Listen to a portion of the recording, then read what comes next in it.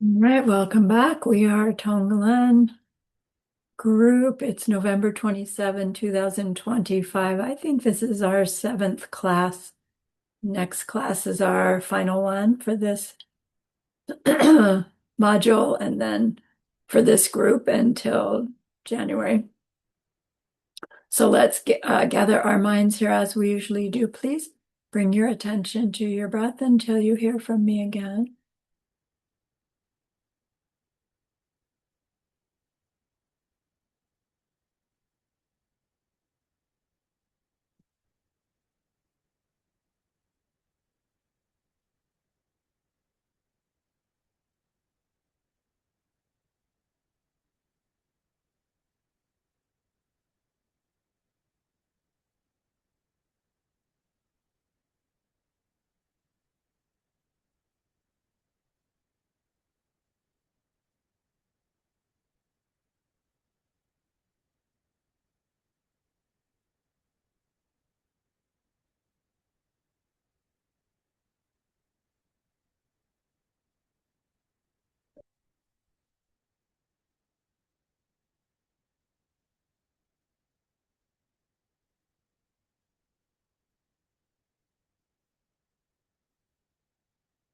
Now bring to mind that being who for you is a manifestation of ultimate love, ultimate compassion, ultimate wisdom.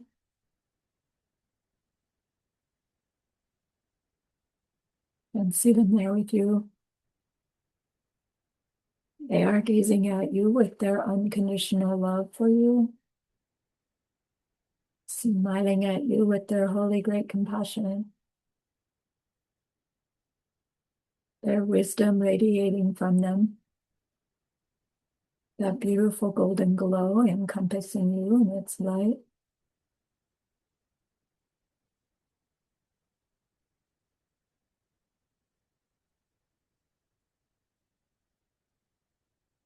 And then we hear them say, bring to mind someone you know who's hurting in some way.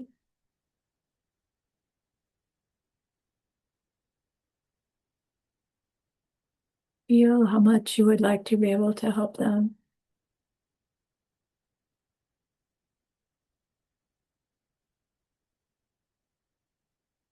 Recognize that the worldly ways we try fall short.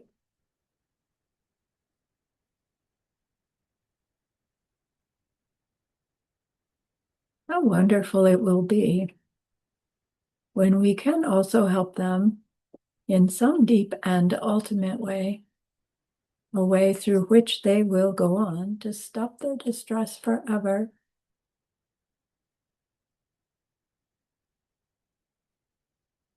Deep down, we know this is possible.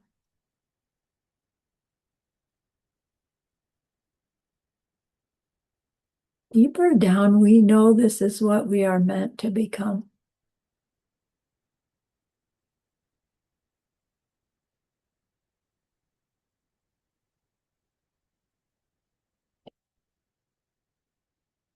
And so I invite you to grow that wish into a longing.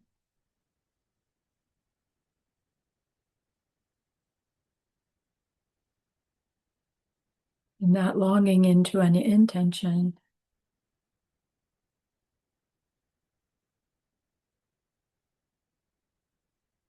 And with that intention, turn your mind back to the precious holy being. We know that they know what we need to know, what we need to learn yet, what we need to do yet to become one who can help this other in this deep and ultimate way. And so we ask them, please, please teach us that.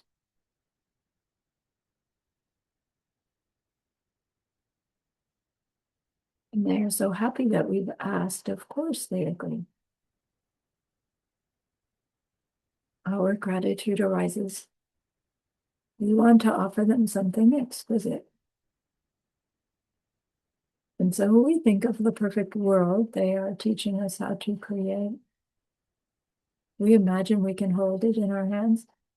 and we offer it to them, following it with our promise to practice what they teach us, using our refuge prayer to make our promise.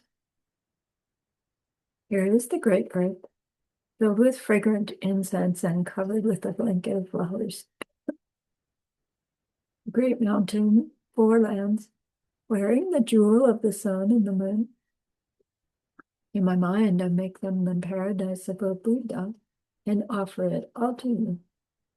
By this deed, may every living being experience the pure world. Idam Guru Ratna Mandala Kaunirya Tayami. I go for refuge until I am enlightened to the Buddha, the Dharma, and the highest community.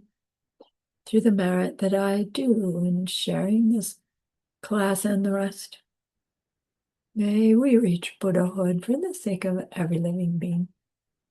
I go for refuge until I am enlightened to the Buddha, the Dharma, and the highest community.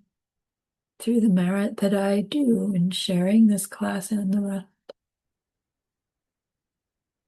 may we reach Buddhahood for the sake of every living being. I go for refuge until I am enlightened to the Buddha, the Dharma, and the highest community. Through the merit that I do in sharing this class and the rest, may all beings totally awaken for the benefit of every single other.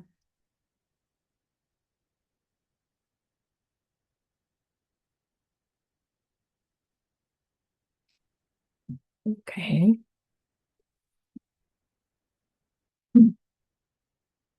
So we'll start class with our TongLen meditation this time. I can get through it. I'm so sorry. And this time we'll use a person who is neutral, towards whom we feel neutral, meaning somebody that you see or know of in some way, but we really don't know enough about them to either like them or dislike them, right? So we're growing our bodhicitta. Maybe we have the kind of heart that it's like, well, I don't really feel neutral towards anybody anymore. If I just think a little bit about my motivation, it's like I can't be neutral. But we can probably remember back when, there was a certain bus driver that there's that same bus driver, or the store clerk. Oh, that's that one again. So that like we have a visual recognition of some kind, but haven't had any interaction with them other than the brief, whatever task at hand. So we really don't have either a wow, hi, how are you? Nice to see you again, fondness for them, nor do we have a oh my gosh, right?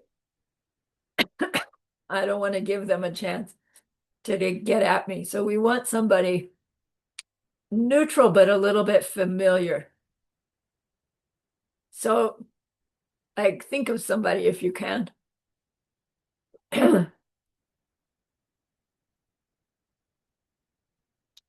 Got somebody?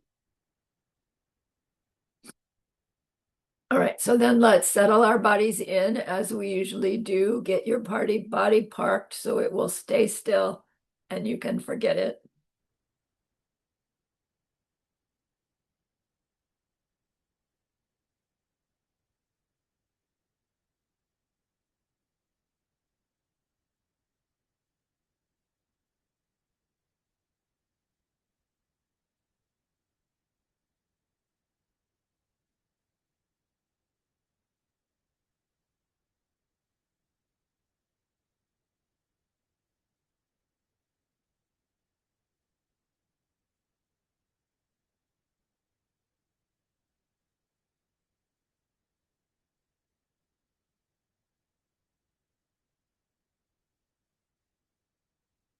And then bring your focus of attention to your breath at your nostrils.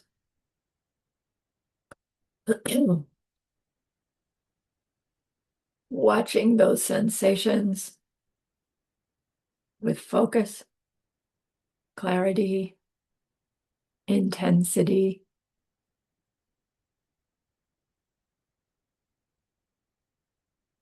Use 10 breaths to fine tune that quality of attention as best you can.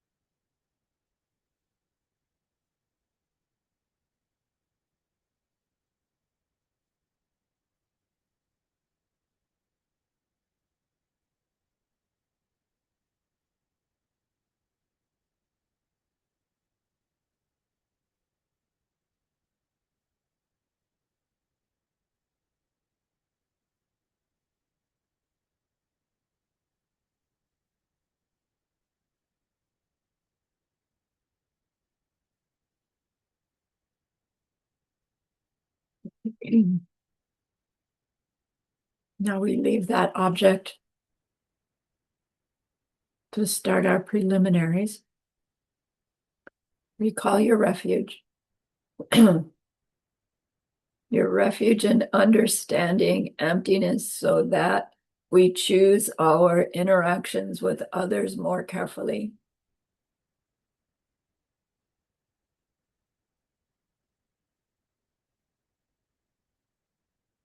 Think of how that is protection.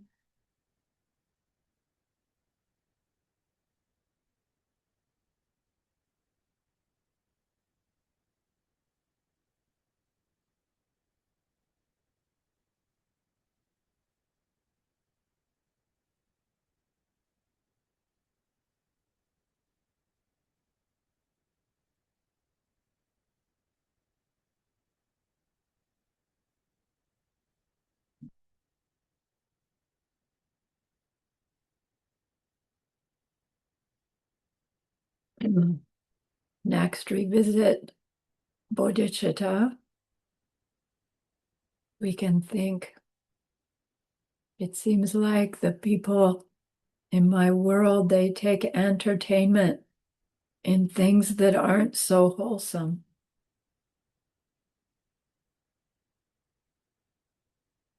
It seems like divisiveness is getting stronger and worse.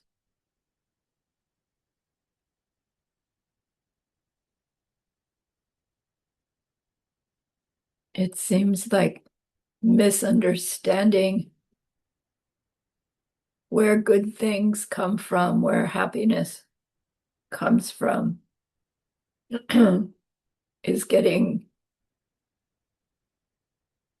worse and worse.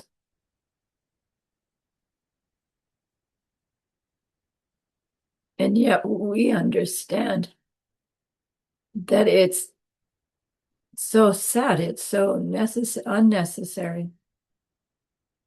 It's simply a result of this big mistake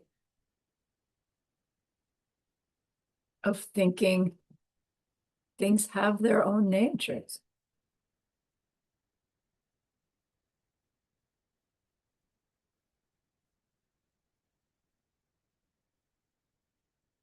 And until we deeply understand, we keep trying to get the goodnesses and happinesses we want by doing things that will only perpetuate not getting those. And we don't understand.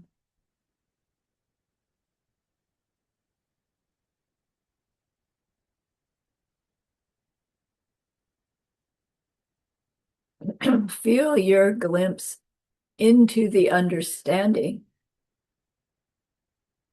that shows what a mistake those beliefs are. And open your heart to those who aren't even aware that they're making any kind of mistake.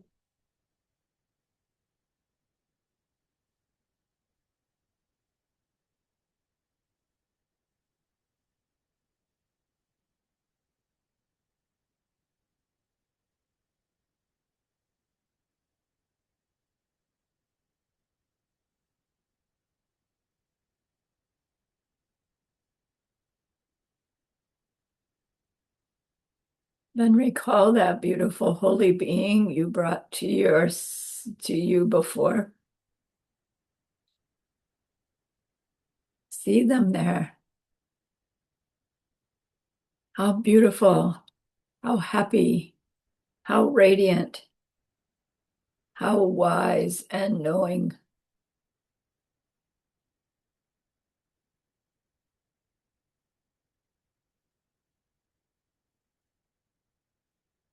Think of their good qualities.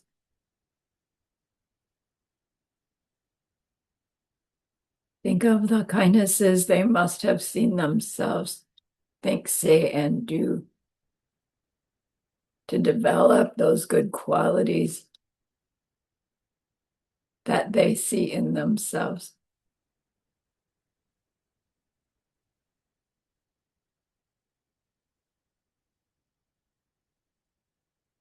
Admire them. Aspire to become like them. And feel your gratitude for how they've taught and shown us so far. Shown us what's possible.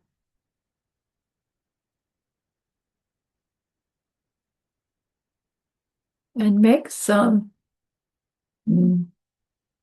sign of respect to them. Classically, it's a prostration. But anyway, you'd like to show what they mean to you, to them. You do.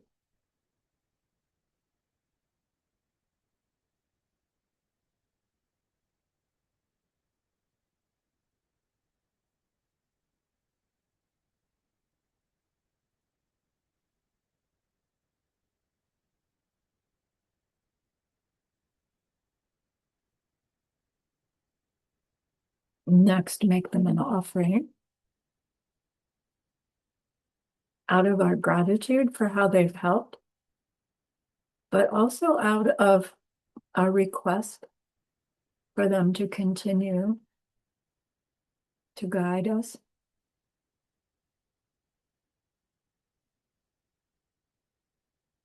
Maybe today make them an offering of your growing TongLen practice.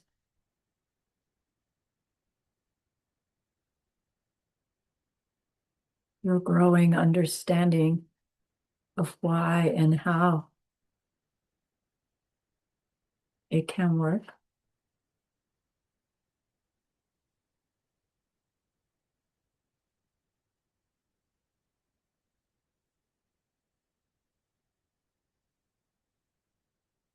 And see them so happy with you.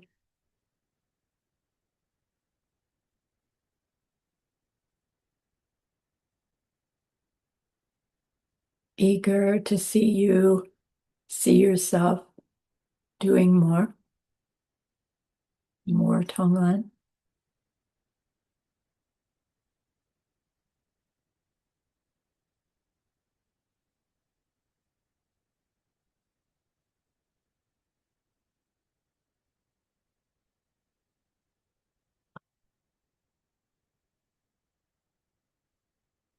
Then do a purification. Some specific seeds that you wish to clean out to damage. Recall your refuge, your regret, your remedy, and your restraint in whatever order works for you.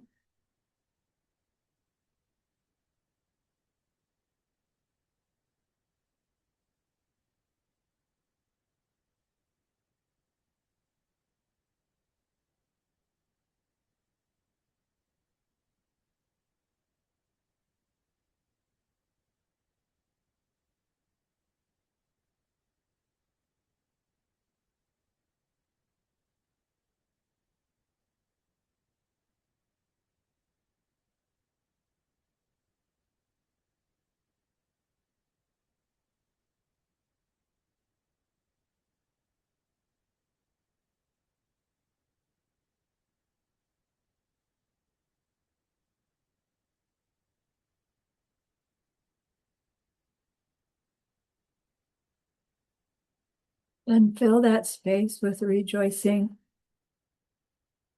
Tell them of another of your own goodnesses and something another has done.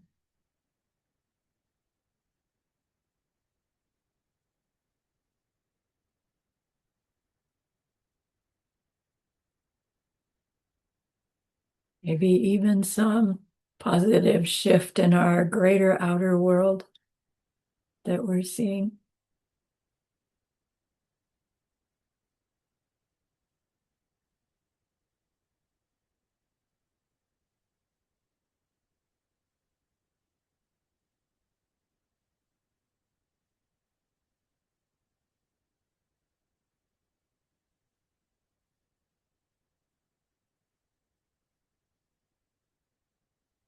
Recognizing kindness seeds we already have and watering them with enjoying the recall. And offering them to this holy being.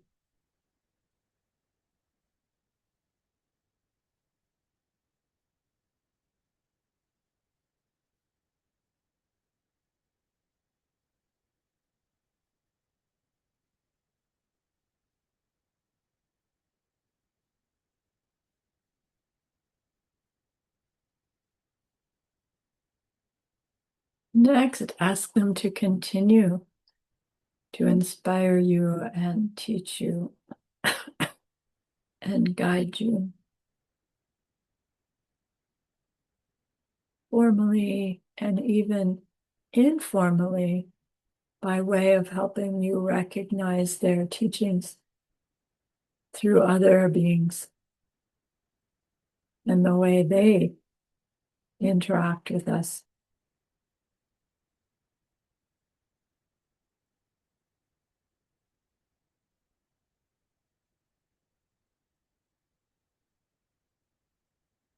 Ask our Holy One to please stay close.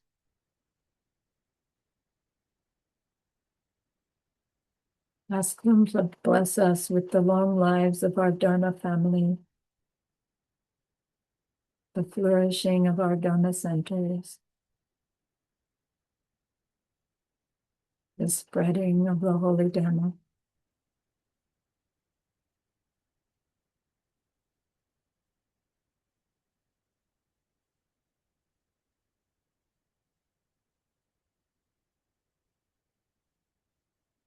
And then dedicate what we've done just so far to deepening realizations of bodhicitta as a result of our TongLen practices.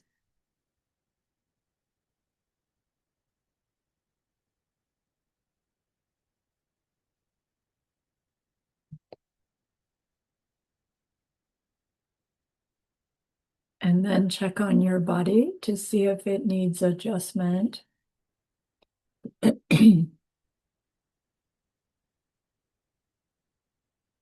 Settle it back in.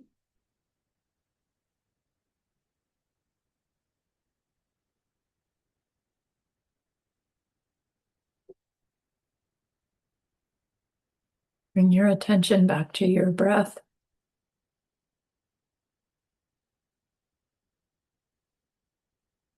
To trigger the going inside.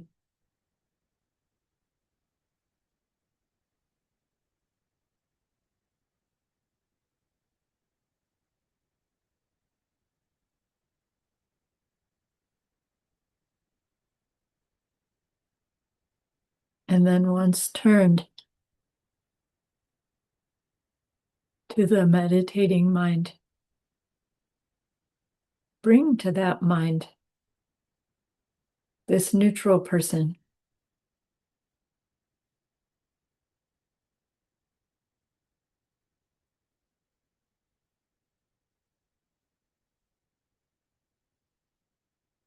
Think of the circumstance that you know them in.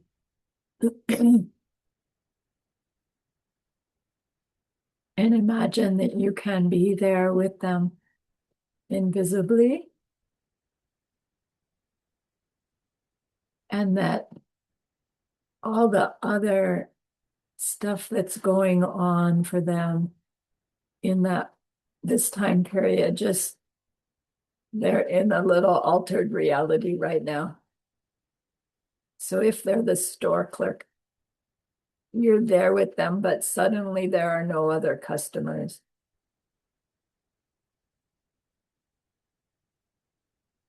And you focus upon them.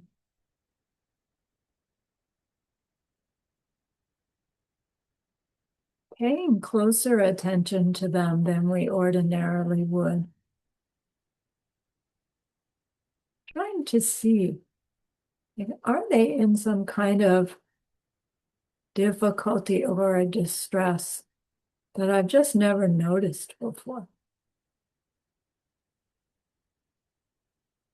Maybe that store clerk, she's at the end of her 8-hour shift. She's been on her feet all day. Probably she's tired. Maybe she's getting a little short-tempered as a result of being tired. And that's stressful.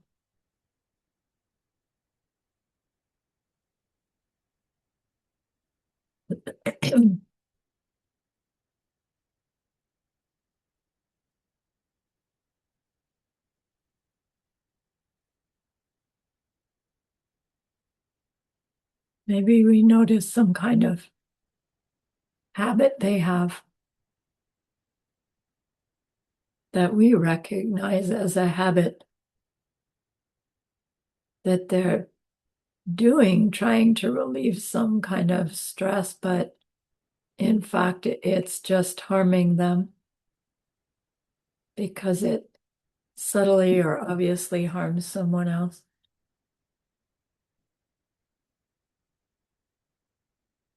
Pretend you're a little bit psychic.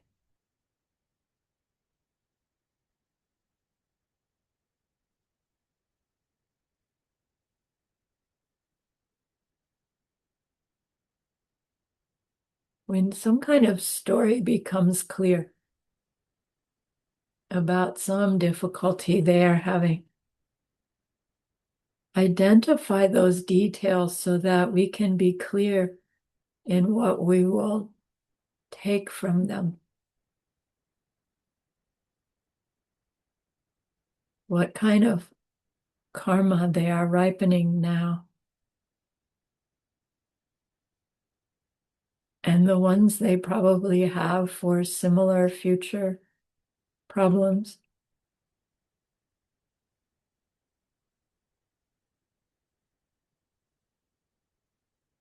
When you get it identified, then your X-ray vision looks inside. You see that black yuck swirling around inside them. And by the power of your concentration, you draw all of that black yuck in towards the middle of their chest to form up that little black ball.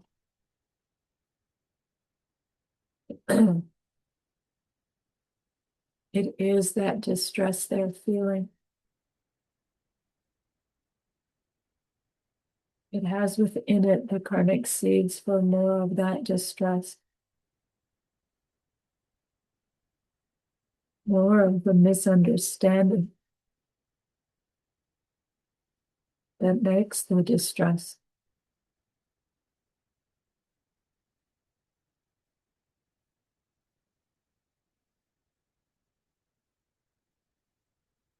Find all of that negativity within them.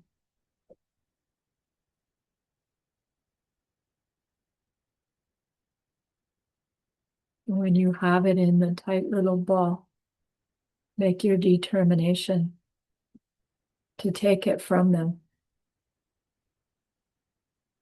using your breath.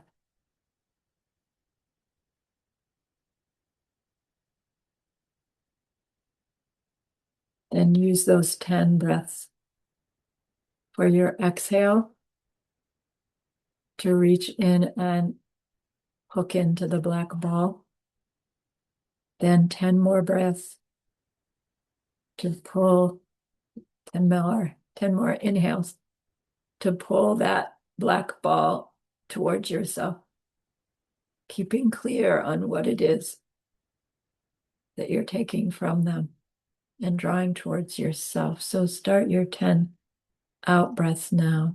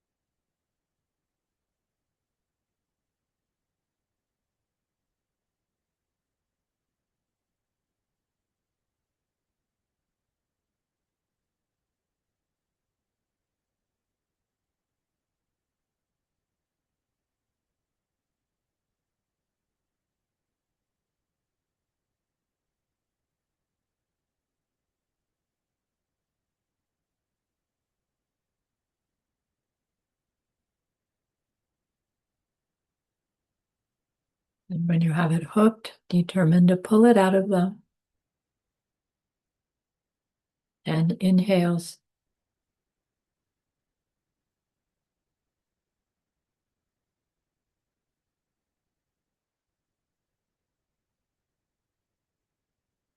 Remember what it is.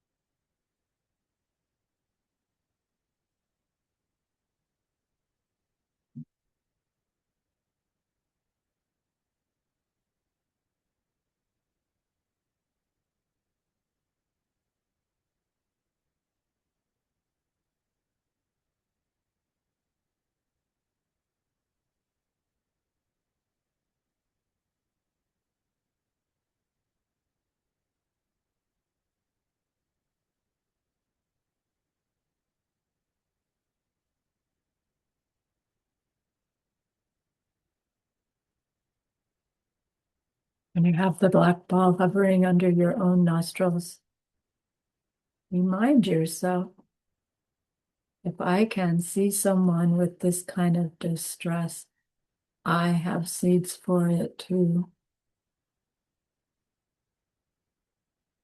And the way I planted those seeds for it included my misunderstanding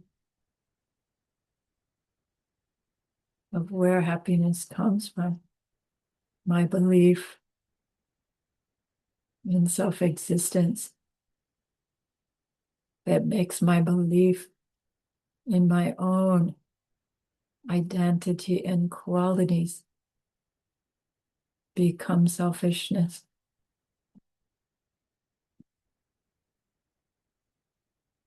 I will use this taking their suffering away to destroy my very seeds for it and my ignorance that made me create it. And so get a sense of eagerness. See that little red flame in the middle of your own chest. The flame of our self-cherishing, self-grasping. And recall that when that black ball and that flame touch, they will both be instantly obliterated. In a flash of light, with a wisp of smoke, and we can sink into their absence.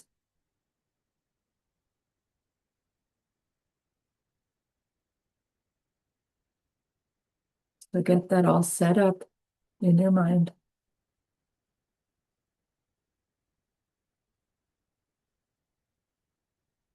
And when you're ready, you do the long exhale, the long inhale. And when they're all gone, go right back to breathing normally. So whenever you're ready.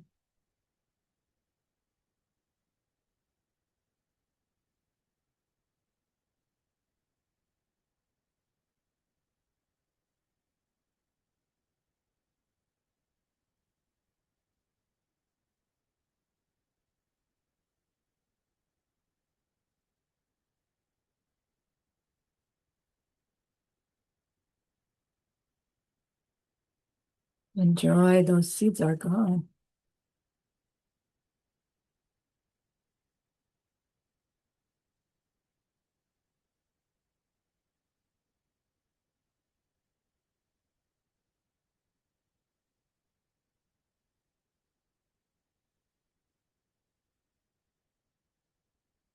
And then turn your attention to that other person again. See them also feeling such relief. They have a peacefulness they didn't have before, a contentment.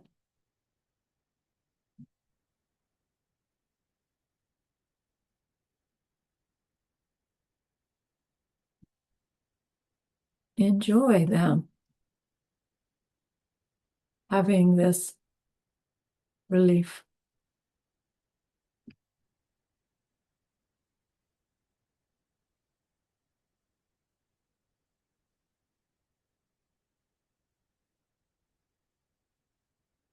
And check in. How do you feel about them now? Still so neutral?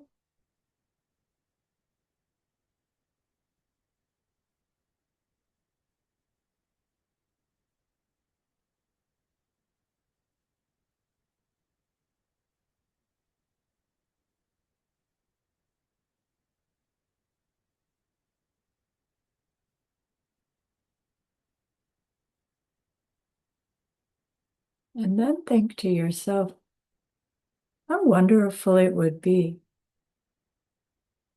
if I could also give them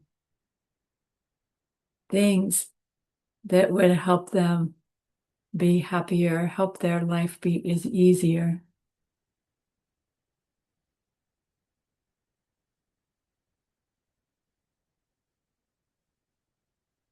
I will try.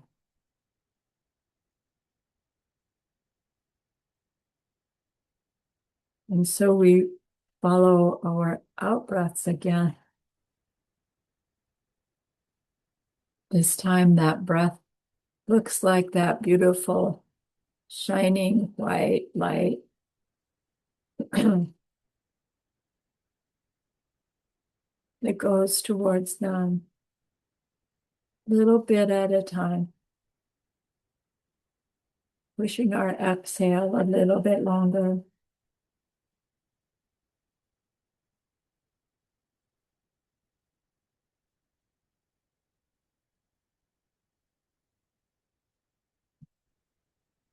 until it's reaching that person.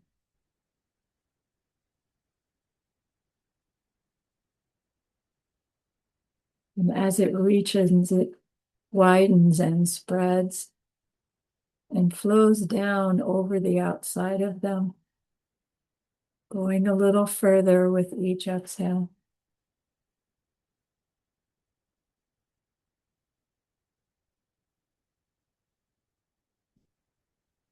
And some gets drawn in on their inhale, going to the inside of their body, shining its light inside there.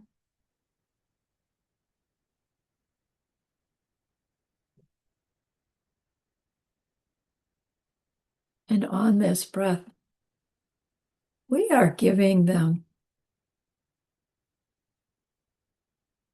things that are the opposite of what it was we took away from them. So maybe we took away their hurting feet. And so what we give them is the most comfortable pair of shoes. So all day, they will feel like they're walking on clouds.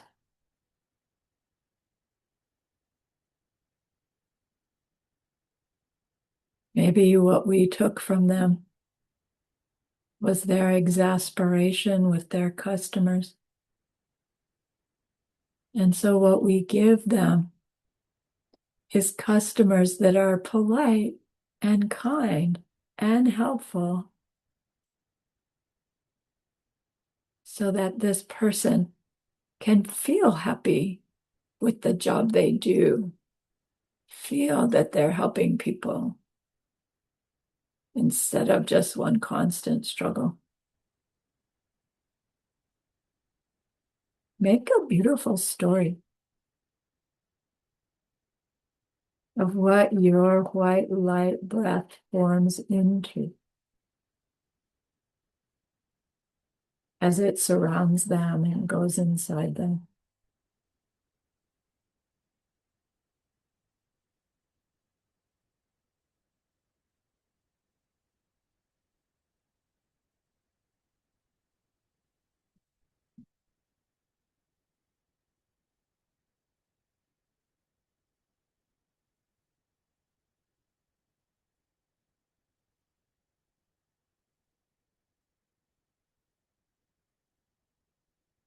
We can even give them the understanding of where their ongoing happiness actually comes from.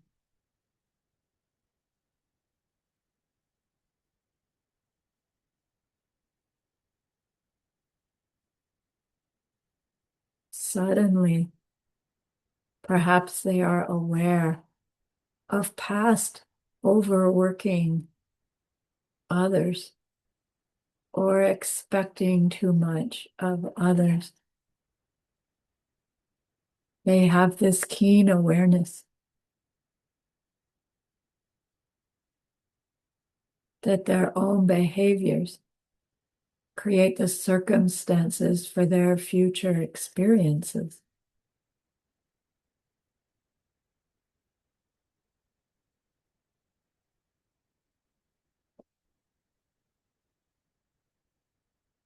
Give them growing their own 4 steps practice.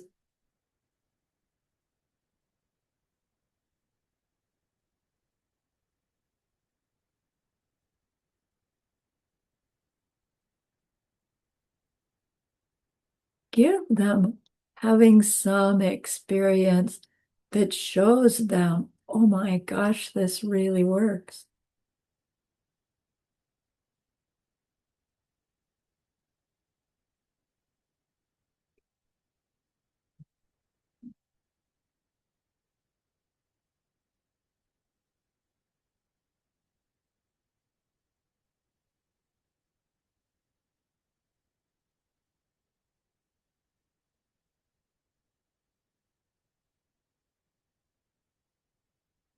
Give them that deep awareness of how and why of things.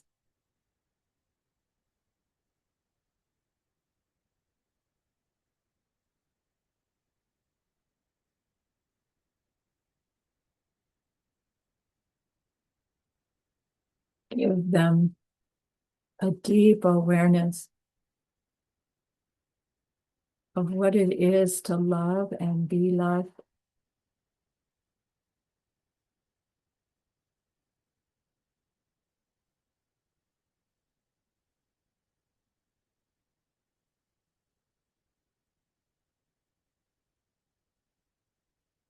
And feel how good it is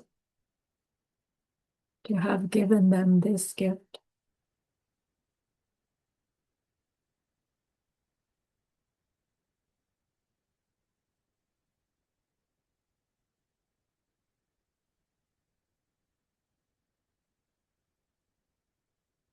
Enjoy that you did so.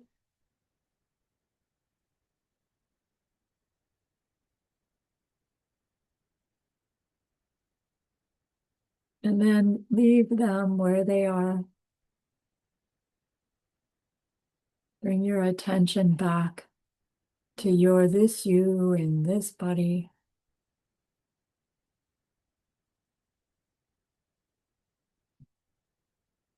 Recall that precious holy being, your own personal guide helping you. Thank them and dedicate this session to the awakening of your own bodhicitta through the power of these sessions.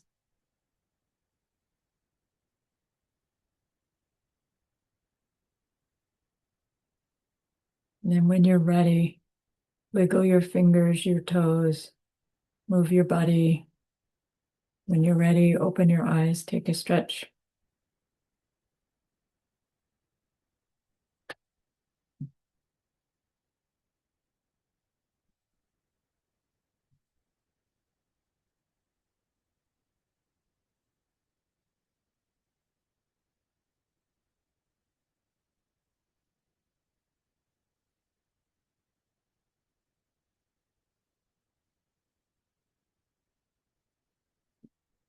So we tend to think, a neutral person, I don't know what they're feeling, but we can always put ourselves in their shoes and imagine what it would be like just from the expression on their face or what kind of work they do. That do we have to be absolutely accurate to their own personal experience? No, because can we be accurate to their own personal experience? No, right? We can ask them, like, what's upsetting you the most? And, we might want to do that then if we realize, this is a real person we were talking about. And now I realize I really don't know them well enough to know how to help what's going on. So maybe I, might want to ask them, not like, what's going on in your life that I can help with, but hi, how are you? How's your day going?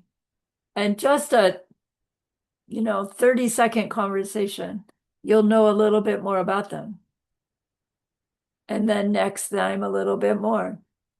Right? They'll probably do the same to you. Right? And all of a sudden, they're knowing you a little bit better. And all of a sudden, they're not neutral anymore, right? It could go either way. The information you gain from them may be, gads, or it may be, wow, right? Who knows? But it doesn't matter for our TongLen practice, for our growing our bodhicitta, whether we like them or don't like them, or are neutral towards them. Our bodhicitta, our growing bodhicitta says they're suffering. So it doesn't matter my relationship with them, they're suffering. And yes, someone who I really don't like or I'm even afraid of, I can't get close to them. I'm too scared of them. Right? They really are dangerous. But I can TongLen them because what I'm doing is then working on my own seeds for this relationship I have with them. So our growing bodhicitta does not mean we have to put ourselves and keep ourselves in harm's way of those beings that we don't like or that we are fearful of. But to have that in our life gives us an object of TongLen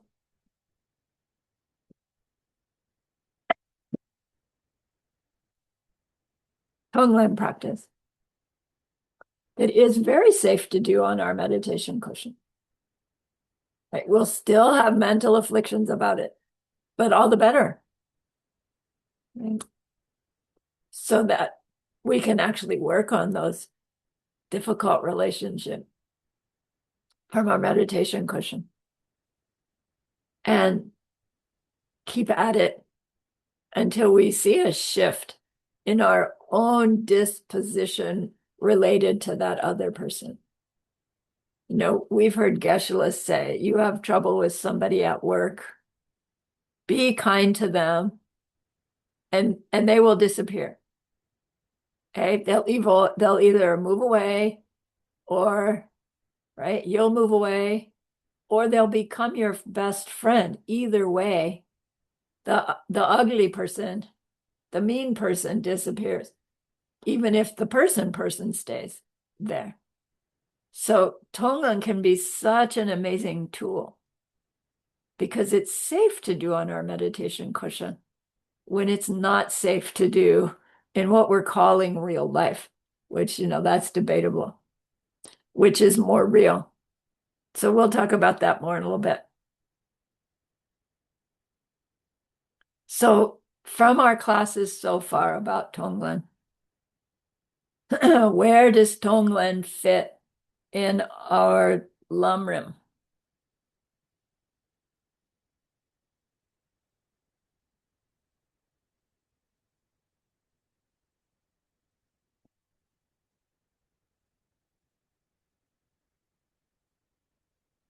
It's the first thing our Lama tells us to do, right?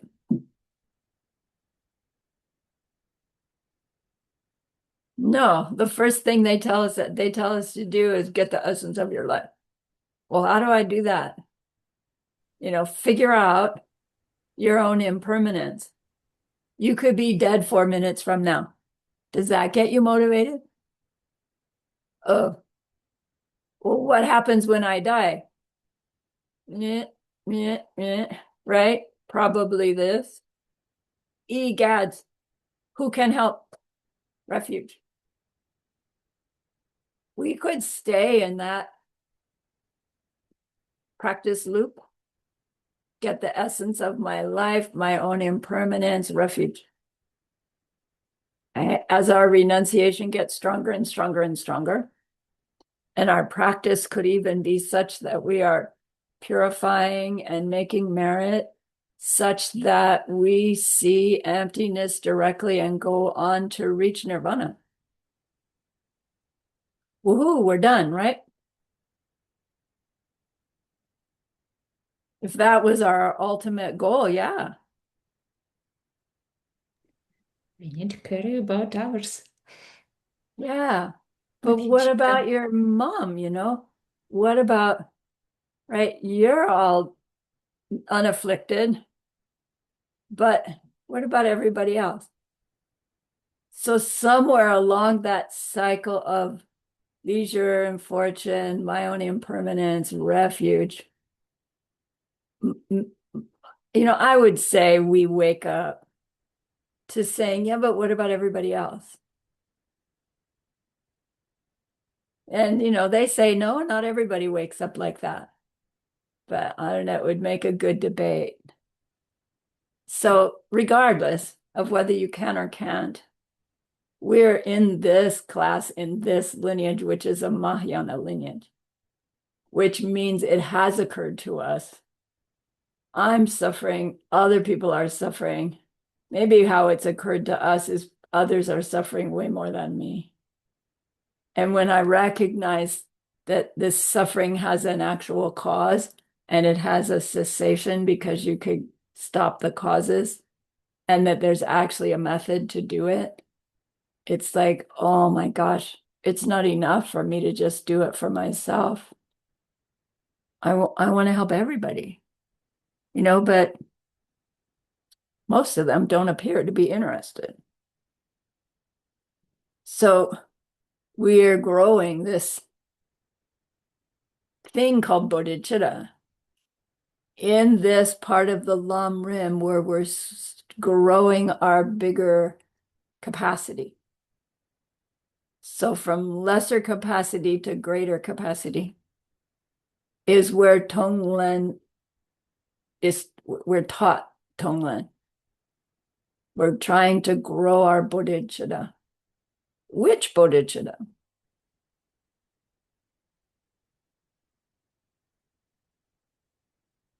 Both bodhicittas, right? We want to grow our love and concern, love and compassion for other beings because their suffering is as unacceptable to us as our own.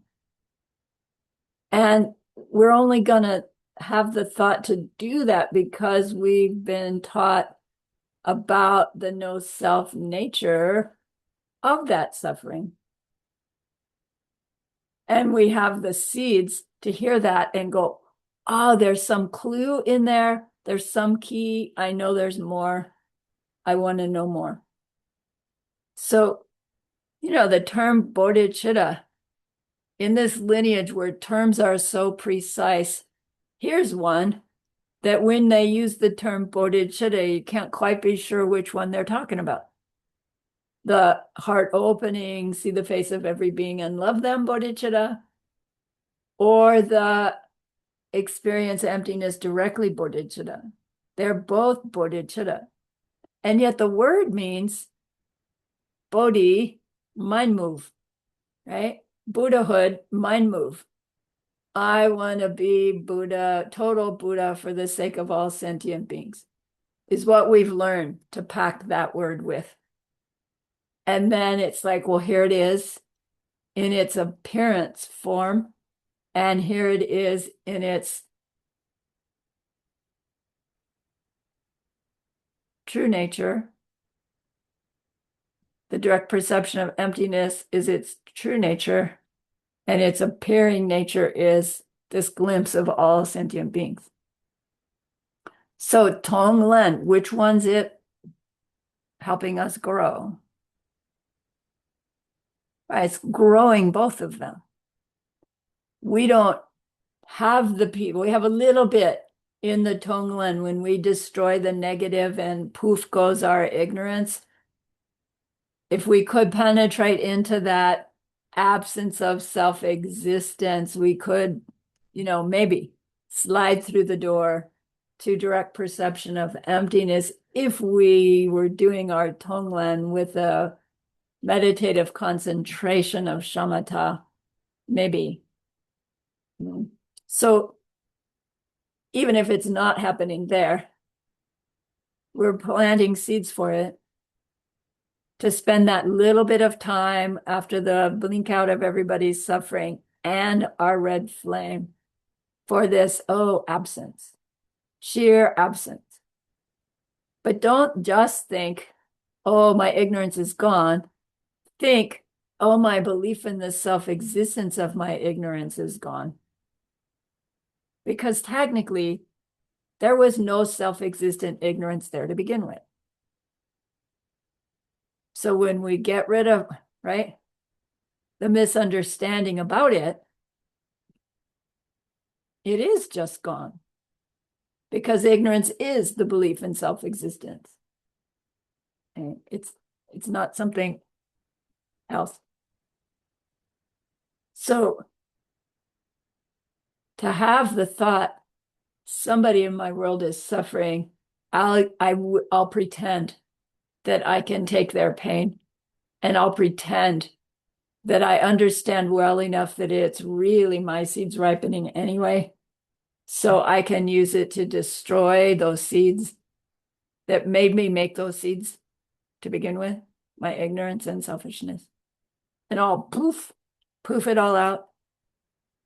And then I'll imagine that I could, in fact, give them all kinds of happiness, and I'll see myself doing it. So we're growing our compassion because now we can witness somebody's suffering and we can do something about it. Does it change their suffering in the moment? Yeah, hard, right? It's like, probably not. Could it? Yes, but probably not. Nothing we do in the moment is the actual cause of what happens in the next moment. Not TongLen, not opening the doorknob to open the door. Like what we do in our worldly life, what we do is not the cause of what happens next. So we tend to think, oh, TongLen's just fantasy, it's just pretend. And we tend to discount its power. But it doesn't not work in the same way that any worldly thing we do doesn't not work. Did that come out right?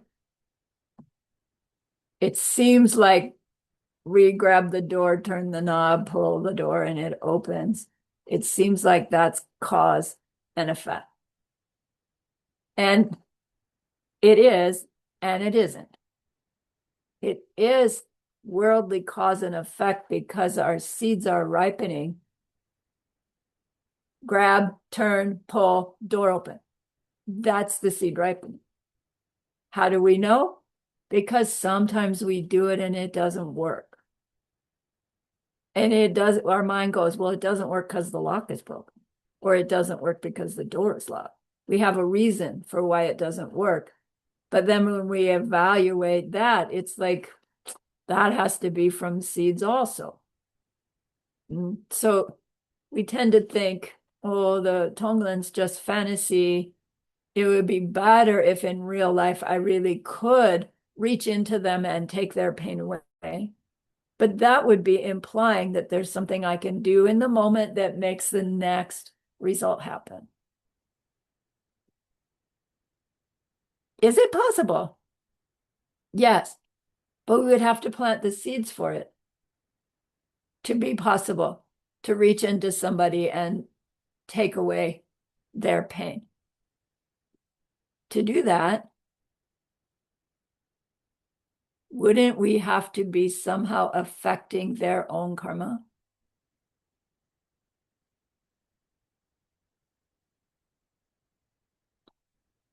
Would we be affecting our own karma in the moment if we could do it? We'd be affecting our seed planting,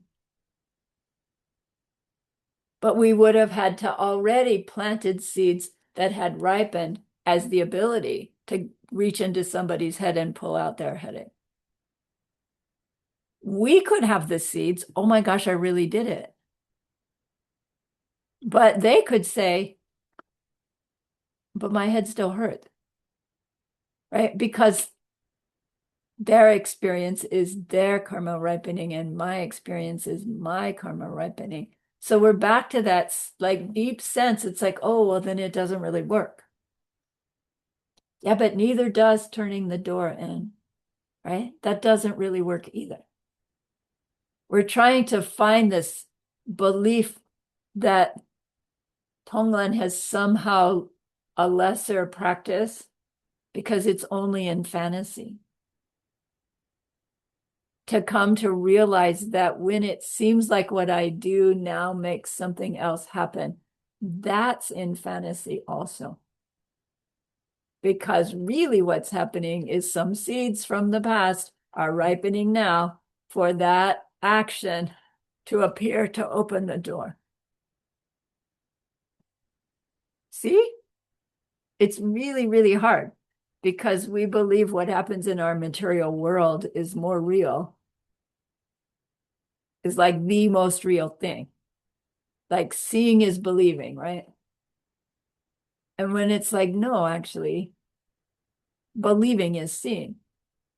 And when we get there, then we realize, right, there's so much more that we can do in our seed planting arena when we're working in this space of fantasy, imagination. Because in our imagination, we can do things that we can't apparently do in our physical world. So we can reach this place where it's like, wow, to TongLen somebody is like the most important thing I could do. So even if I do stop and, give the homeless person the dollar, I'd want to be TongLening anyway, because the dollar's only gonna, give them a Coke pleasure for 20 minutes, and then they'll just go back to wanting something else. But my TongLen, how's it gonna help them at all? It's gonna change my seeds for seeing them suffering. So does that mean I just change my seeds and when I drive by that street corner, they're never there anymore? That might be my experience. And then, I might go, wow, well, then I really did help them because right now they must have a job, they must have a home, they must, right? But my ignorant mind goes, no, they're just on some street corner someplace else, panhandling, because I don't really believe that my TongLen could work a week or two later. I'm thinking my TongLen's going to help them ultimately, but maybe that's going to take, I don't know, 15 lifetimes. But really, does it matter? Right? I mean, we want it to matter. We want to take their pain right now. But there's nothing we can do that will allow us to take their pain right now. Not worldly, not by fantasy. But we can imagine doing so. And that plants the seeds for someday having the tools to help them in that deep and ultimate way someday. And those tools are, it's not a tool so much, but the quality of omniscience and the quality of that pure speech that allows us to say just exactly what is needed to be heard, right? In order to wake them up a little bit. But even Buddhists can't take our karma. We've learned that before. Buddhists can't give us the blessings we ask for. But we can receive blessings that we ask for, which is a really interesting thing to think about. But let's take our break first.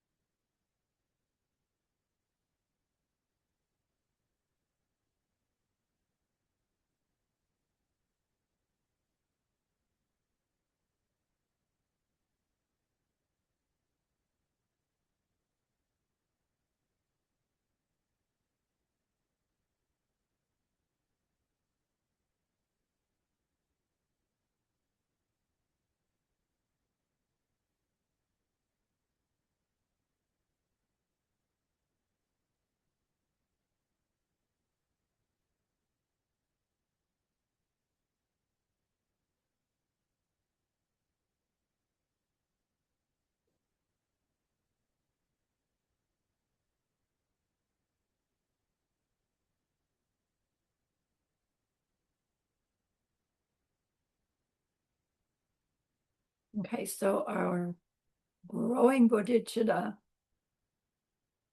is helping our growing realization that what makes our lives and our world be what they are is past deeds ripening into our perceptions of current experiences, in which we do deeds that plant seeds for future current experiences. Nothing exists, nothing happens in any other way than this, which is why everything that happens happens. Every detail of every experience comes from this process.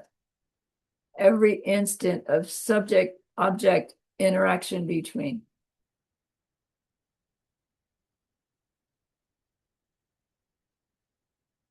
So we are creating our futures, which means we could create futures. We could create the seeds that ripens as current experiences of all happiness for all beings. A Buddha paradise for everybody. Each Buddha paradise for everybody unique to them, as each of our experiences are unique to each of us. That's still true. So really, this truth is deeply profound. It shows us how it is that TongLen practice does not work directly. And it shows us that nothing we do works directly. So by doing TongLen, we are saying to our own minds that we believe in karma and emptiness enough to do this practice, so that we can reach a state where we can teach and guide everyone in how to reach that state of ultimate happiness for everyone, from which they teach everyone how to reach that state of ultimate happiness so they can teach everyone as well. And it's like, so eventually, is everyone teaching everyone, and does it finally ever end? And it's like, that's again a good debate. And if we are thinking that, yeah, once I'm a Buddha, the practice is done. I've reached my goal. I don't have to do anything else.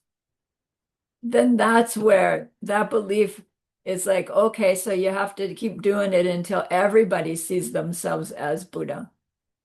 But it's misunderstanding, because that's thinking I will become a Buddha that suddenly self-existent Buddha. So I don't have to keep making myself Buddha. But actually we do, right? So once we reach this Buddha me and Buddha paradise emanating, that's the start of our career, not the end. We just keep emanating. So does that mean there'll never be a time when there's no more suffering? And it's like, yes, there's an end to samsara. But like, then what? I don't know. Maybe some of the none, I won't even say. So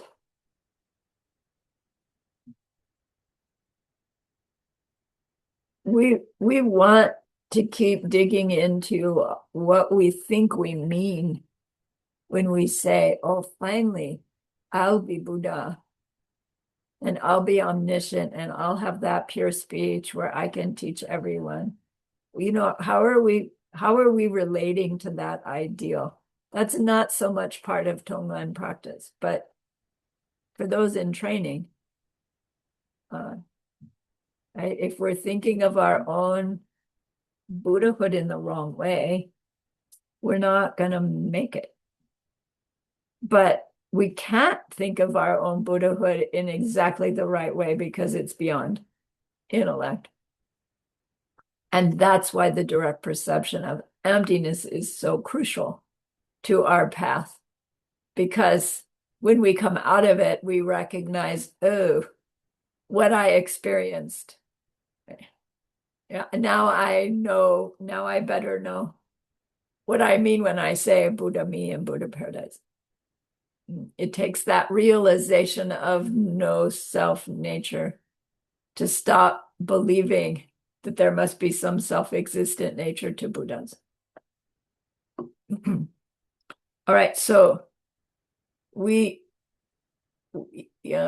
want to be sure that we are making that clear distinction in our experiences between the how and the why.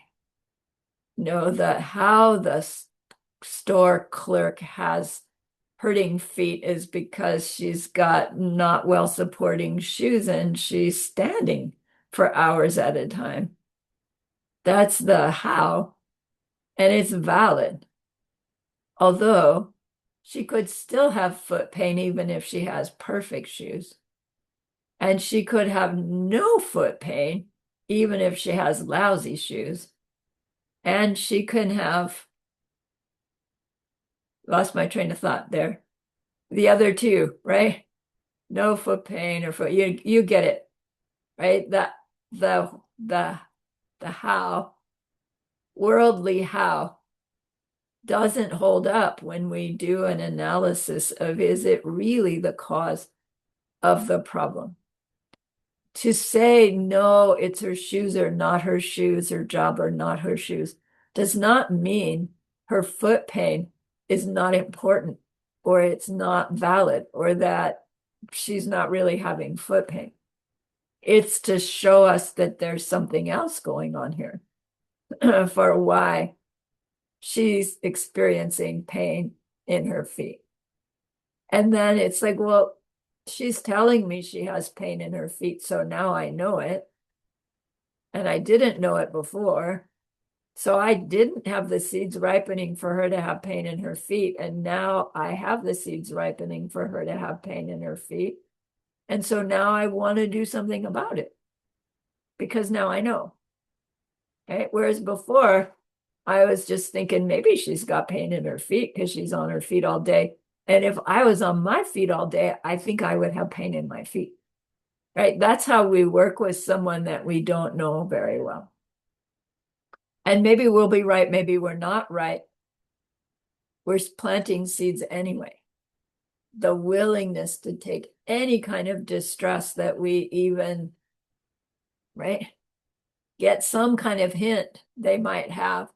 It's still such a radical change from what our usual habit is when we come to know of somebody's distress or don't even know of somebody's distress. It doesn't occur to us that they might be having some kind of problem. And so it doesn't occur to us to focus in and have a little compassion for them. So this practice is giving this ability to pay more attention to people, because even if we can't do anything worldly, we can always TongLen. They may or may not feel better the instant we're done TongLening, but we have changed our seeds to see them in pain. We can plant those seeds and just move on, knowing that they're going to ripen someday. And maybe they ripen 3 lifetimes from now, and that person ends up being, I don't know, my first grade teacher. And like, I'm not connecting the dot, but because of my TongLening on them, my first grade teacher does not have feet that hurt. Whereas maybe without my TongLen, they would have. Because of my seeds. Do you see? I let my seeds for their foot pain continue to grow because I heard about it and I didn't try to do something. I can't buy everybody new shoes, but I can TongLen. So we're wanting to grow this, like almost a default mode of TongLening, coming to realize that it's actually a really powerful practice, not because it gives results right away, because it doesn't, but because it shakes up our seeds, right? The seeds we have in our mind, if you're an ordinary being like me, is seeds that have been planted with self-existent me. So self-existent me has needs that are more important than self-existent you. No matter how kind I am, still deep down inside, it's like me and mine. And all my seeds are colored with that. Even from when I was a lizard life, even when I was a mosquito life, right? It was always me, protect me.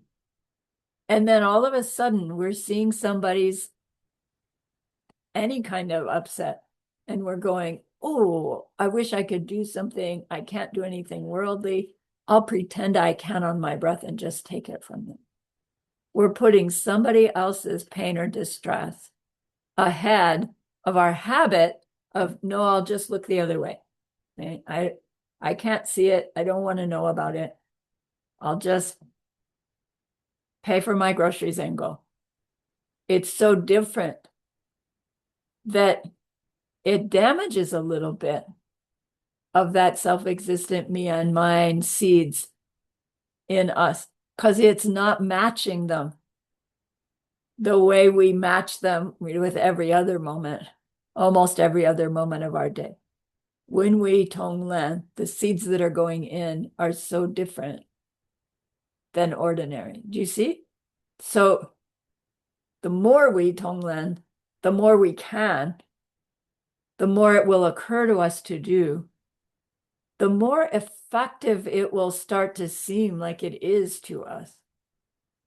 And it's not like we're making it such that it can ripen in the next moment, but we're affecting our own seeds so that our own belief in self-existence and the self-cherishing that comes from it is lessening. Not in the big dramatic way that it gets cut when you see emptiness directly, but right, chipping away at it little by little, according to, right, how much time do we spend in TongLen versus how much time do we spend in old frame of mind. So, it's going to take a lot of TongLen if that's what we're relying upon only, because we're so many minutes not TongLening than TongLening. But every little bit is better than none at all. So again, the how we're seeing somebody's distress is worldly hows. They do happen. But the why we're seeing their distress is because of seeds that we've planted in the past to somehow cause similar distress or just have similar distress that we showed to somebody else, or having even TongLen someone before, right, will help us recognize someone's distress. The why we're seeing it is our own seeds ripening. And then, like all the distress we see in our world, it's opportunities to TongLen. Then are we avoiding looking at it anymore? Or are we like on the search, right? Who's limping? Who looks upset? Where can I find somebody to TongLen, right? We're never at a loss if we could just remember, right? And we're always breathing. So it really is a beautiful, powerful practice.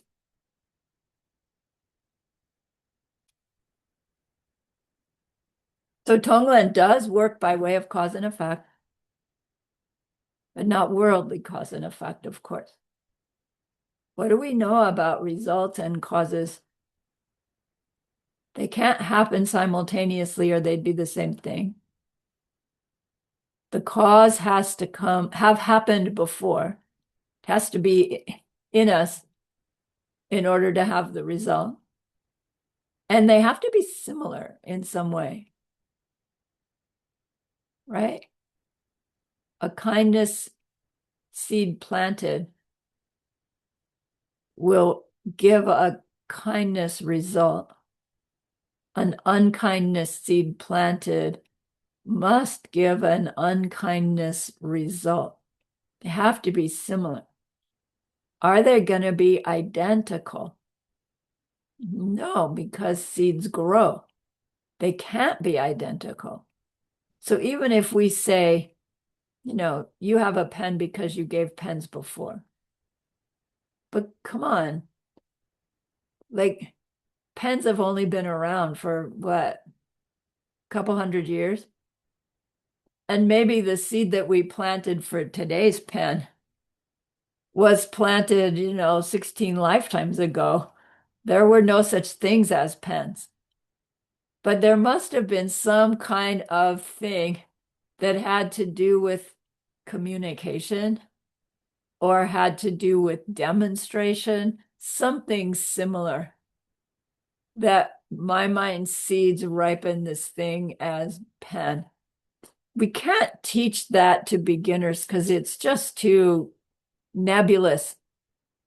But when we really want to work it out, it's like it's not that if you want apples for apple pie, 3 Thanksgivings from now, I better give apples away now, or I'm not going to have apples. It's really not like that, right? I could never give an apple, but I could give all kinds of other things. And then when I need apples, right, my seeds will ripen apples because that's what I need because I've been helping others get their needs met. It doesn't have to be apple for apple. But it can't be unkindness for kindness or kindness for unkindness. Because, right, the seed of kindness never changes to a seed of unkindness because they're so different. Now, there's never in a non-aria, there's never a pure kindness seed because we still have the belief in a self-existent me, and that colors every seed, no matter how kind they are.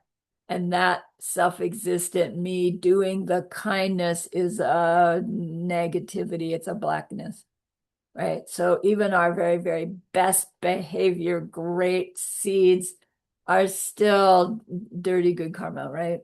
We've heard that. It's a little discouraging. But when we're TongLening, we're chipping away at that. So I like to think, yeah, dirty good karma instead of blackness in my white, it's like getting grayer and grayer and grayer and grayer and grayer and grayer. And which makes it easier and easier to be wisely kind than when I first started working with the wisdom, because the seeds of that real tenacious selfishness are being slowly cleaned, right? Not completely destroyed, but clean. Power of TongLen practice. Mm. So Geshe-la gave these examples for how we live according to the how and the why. It's not like what we do in TongLen practice necessarily, but his example back then is suppose you're trying to get your green card, to be able to work in the United States, and that they ask you all this kind of information and something comes up in the information and you decide I'm going to tell this little white lie because if I tell them the truth, it's going to make sure I don't get that green card. And nobody will ever know. So we tell that little white lie. And maybe we get the green card and maybe we don't. So suppose that we do get the green card.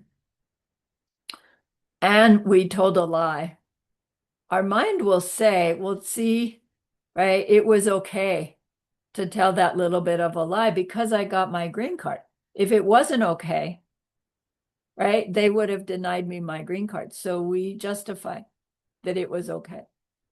And then I don't know, a few years later, we're working and doing our job, and we're realizing that, my gosh, the people around me there, they don't trust me. They don't believe the things that I say. And for the first couple of years it was fine, but now it's like nothing I say anybody, they don't respect it. They don't believe, like, what's going on? And if we understood, we would connect the dot. Oh, I thought I'd get a good result from telling that lie. But now I'm getting the actual result from telling a lie, which is that other people lie to me and they don't believe what I say. Like, if we had known that that would be the result of telling the lie to get the green card, would we have been willing to tell the lie? Would we have been willing to try to get away with a lie? No, because it wouldn't be worth it. Right? It's awful to to not be believed, to not be respected. It's awful to be lied to. But right, we can't connect the dot.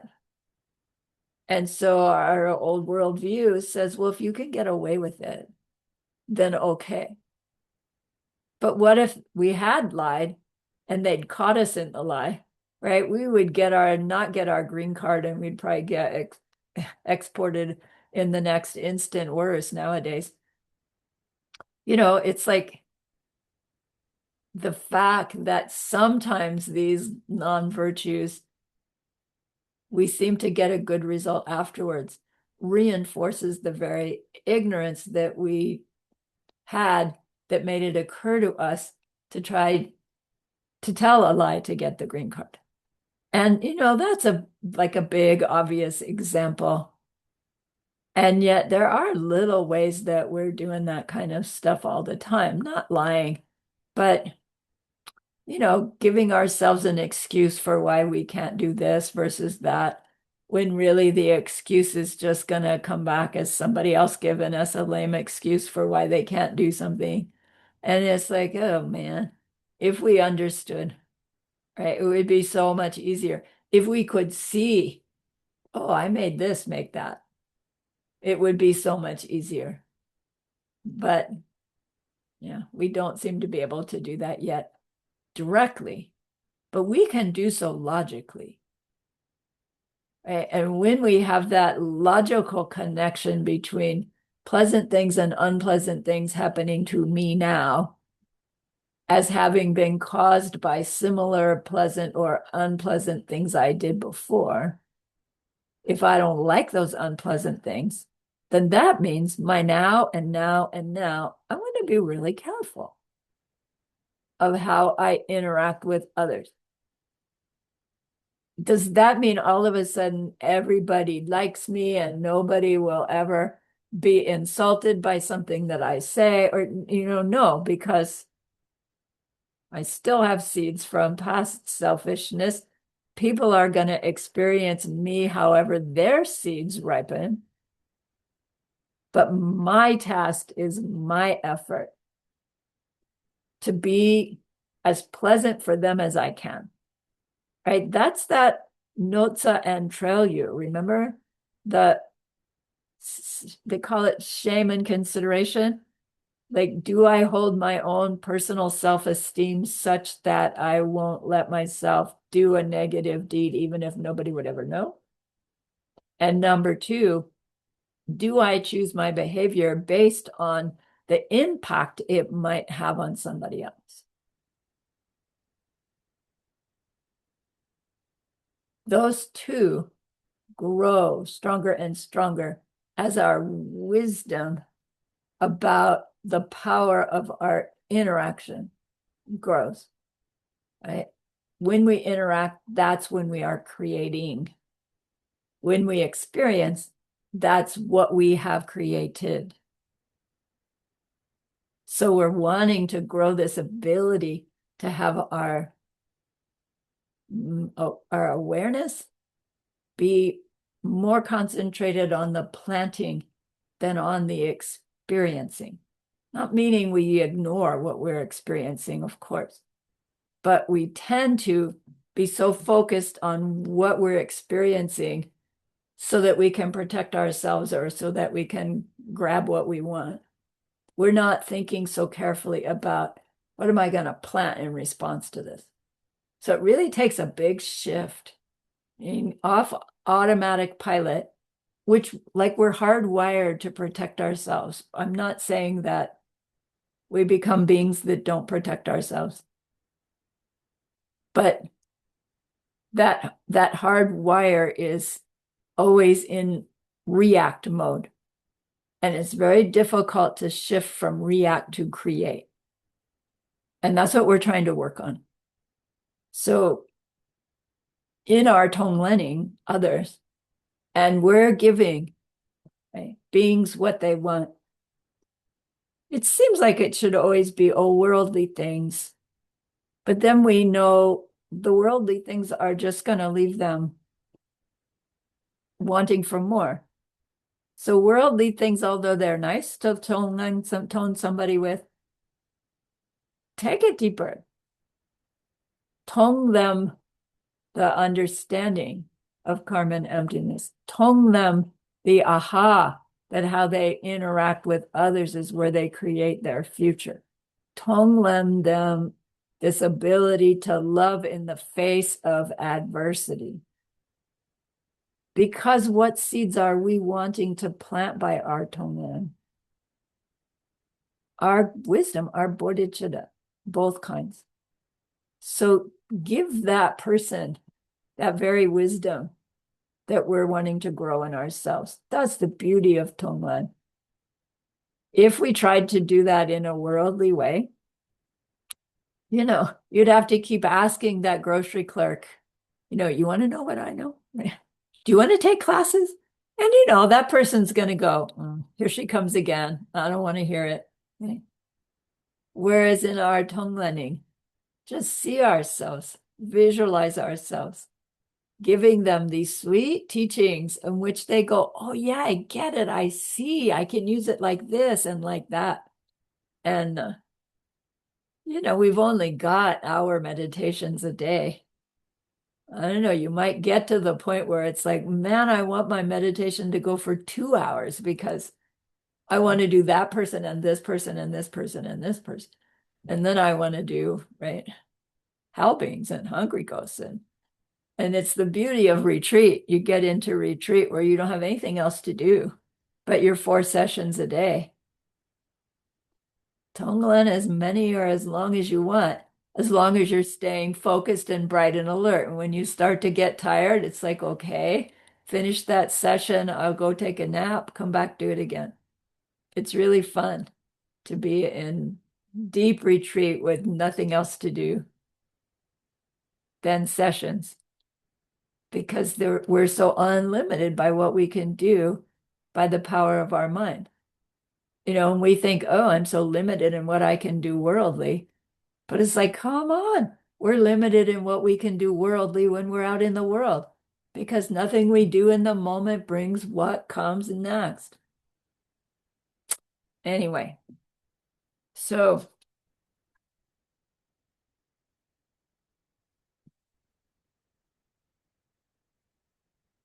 this process of recognizing that our current behavior creates our future and then choosing our behavior based on that is what it is to be practicing the perfection. The perfection of wisdom is using our understanding of my behavior creates my future to choose our behavior. Okay.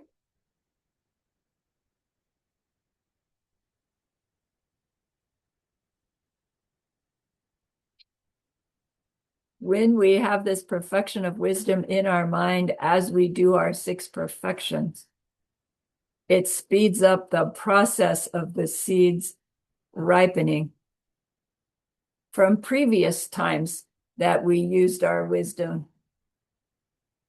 for the 6 perfections. And that's the basis of the diamond way, is that we can change the seeds of our perception of our own material body from a material body that's made of solid organs and bones to a material body that's made of very subtle substance of light and love. Because there isn't really a physical body made of tissues, and there isn't really a subtle physical body made of light and love. There's just the one that's ripening now and now and now. So by changing our seeds, we change our perception. By changing our perception, we change our identity. And that's how our identity of me, suffering being, can be transformed to identity of me, enlightened deity, before this body dies. Because this body dying is just a perception, and we change those seeds. And there's no other way that we can become a Buddha than by changing the way we perceive this thing that we call me, my body and my mind.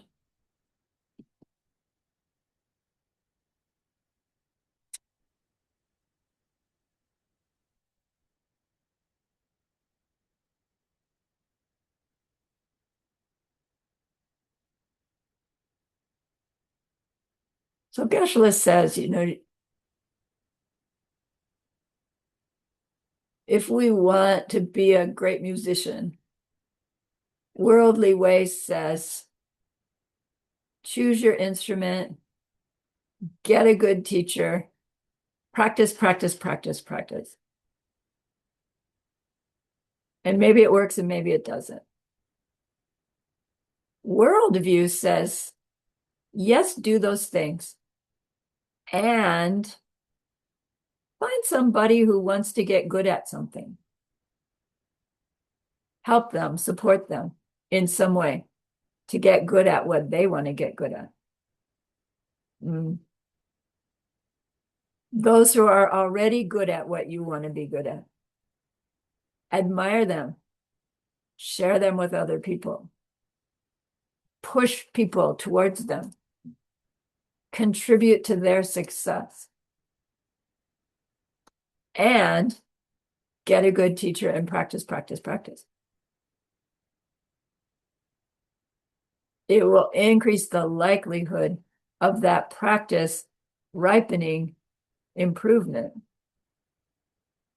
Whereas if we just get a teacher and practice, practice, practice, and we're going through our day jealous of good musicians, interfering with other people's efforts to become good at something because of our jealousy, very likely our effort to get good at music isn't going to work. It might, because if we had past good seeds, but it does not necessarily mean your career is going to take off because we have those seeds for jealousy for other musicians. Do you see? And yet it's such human nature. Like one excellent musician will go, wow, they're so inspiring, they can do no wrong. But all the rest of the good ones, it's like, nah. And we interfere. So it's hard. It's hard to get this deep, deep conviction that my effort to become good at something will only be seeds ripening from past behaviors in which I help someone else get good at some. And then to say, well, I want to get good at doing something, I'm going to go help somebody else get good at something else. And then think, well, then I should be able to sit down and play the piano, right? Performance level without ever having learned. Technically, it could happen. From just having helped somebody else with this high intention, this clear wisdom, enough times that our own seeds have shifted. And when they ripen, oh my gosh, you sit down and you can play. You know, like the 4-year-olds that are playing Chopin. That came from somewhere. And we tend to think, oh, yeah, they were great musicians in their previous lifetime. Probably more likely they were great promoters of great pianists. And then in this life, you get to be one of those. Thinking it through.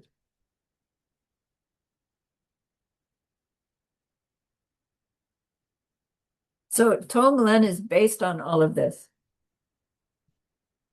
And again, it seems like how does just fantasizing really going to help me become a good musician? Because it's all by way of seeds. Anytime we have an opportunity to help and we don't, it's a blocker to some goodness we're wanting to experience. And yet, as we go through life, there are all kinds of opportunities that we think, well, I could stop and help there, but then I don't get to where I was going to begin with. Like until we can emanate, we can't do it all at once. But we can always TongLen in those places where, I'd like to be able to stop, but I can't. I have to go do this. I can still TongLen. And we're still planting seeds. Of course, we're planting seeds as we're TongLenning. All right, how are we doing?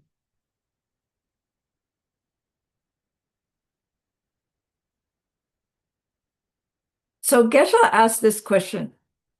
So suppose between our TongLen and everything else that we do, we have purified our own seeds to the point of only seeing high-level bodhisattvas.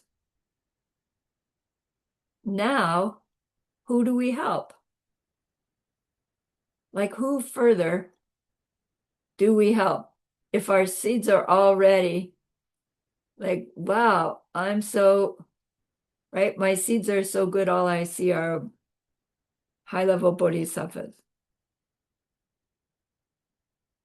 We're not yet omniscient in this example.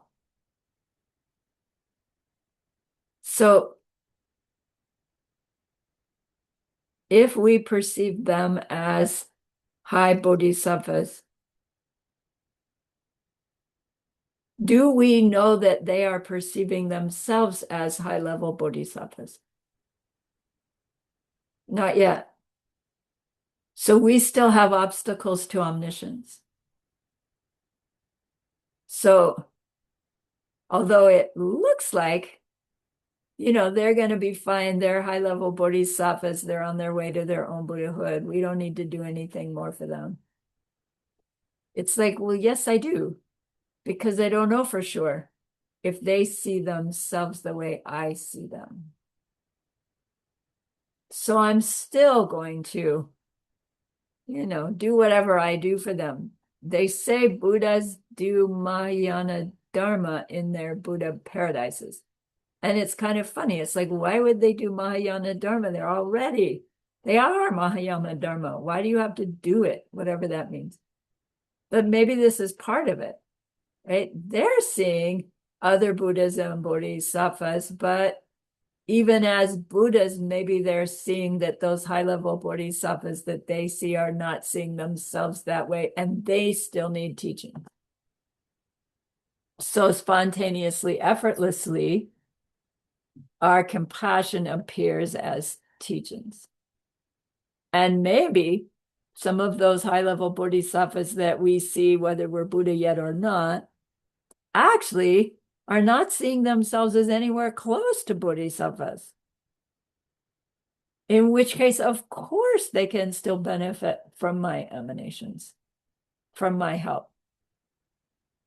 So just because our own seeds are getting more and more and more pure does not mean we can say, okay, fine, I don't have to do anymore, right? We will continue to do these practices of plant, plant, plant, plant, plant. And even as fully omniscient Buddhas, we'll perceive every being as Buddhas or Bodhisattvas, and we will perceive, like experience directly how they experience themselves. And our compassion will spontaneously emanate to be whatever they need. Okay.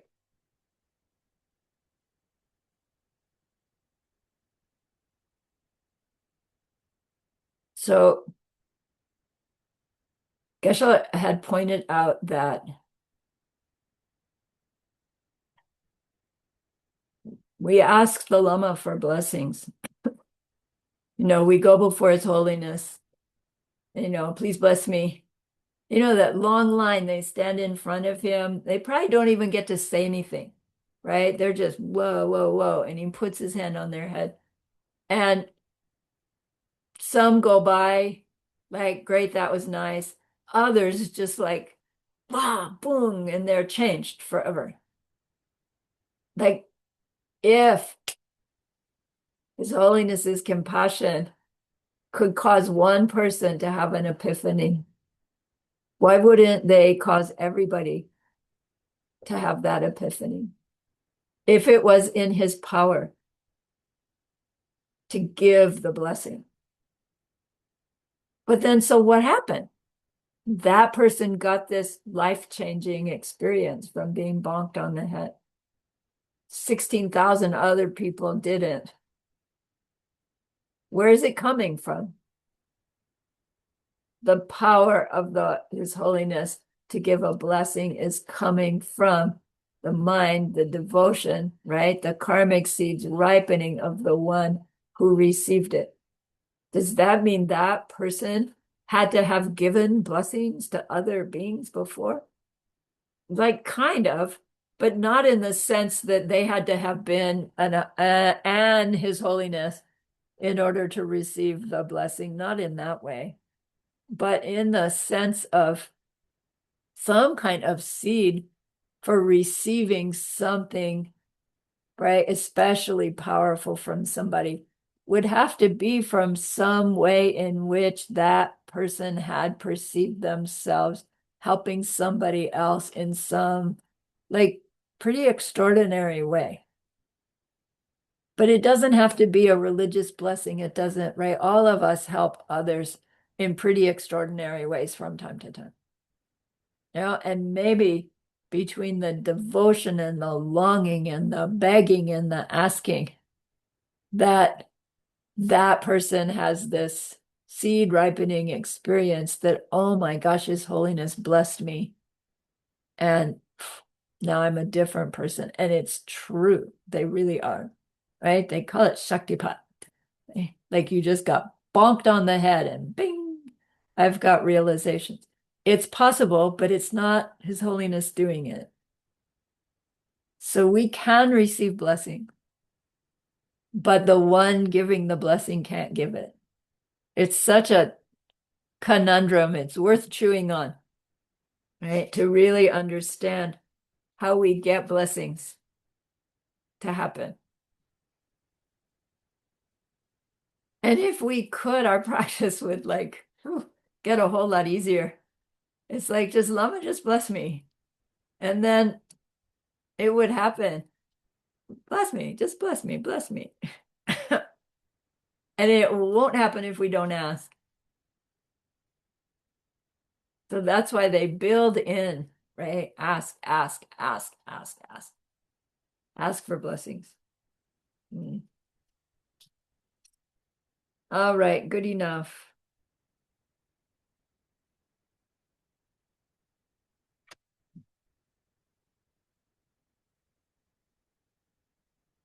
So remember that person we wanted to be able to help at the beginning of class? We've gained more insight into how we will help them in that deep and ultimate way someday. And that's a great, great goodness. So please be happy with yourself and think of this goodness like a beautiful glowing gemstone you can hold in your hands. Recall your own precious holy being. See how happy they are with you. Feel your gratitude to them, your reliance upon them. Ask them to please, please stay close, to continue to guide you, help you, inspire you, bless you. And then offer them this gemstone of goodness. See them accept it and bless it. And they carry it with them right back into your heart. See them there, feel them there. Their love, their compassion, their wisdom. It feels so good. We want to keep it forever. And so we know to share it by the power of the goodness that we've just done. May all beings complete the collection of merit and wisdom, and thus gain the true ultimate bodies that merit and wisdom make. So use those 3 long exhales to share this goodness with that one person. To share it with everyone you love. To share it with every existing being everywhere. See them all filled with loving kindness, filled with wisdom, and may it be so. Okay. Thank you so much for the opportunity to share. We are Thursday. We have one more class on Sunday. So I'll see you Sunday. Okay.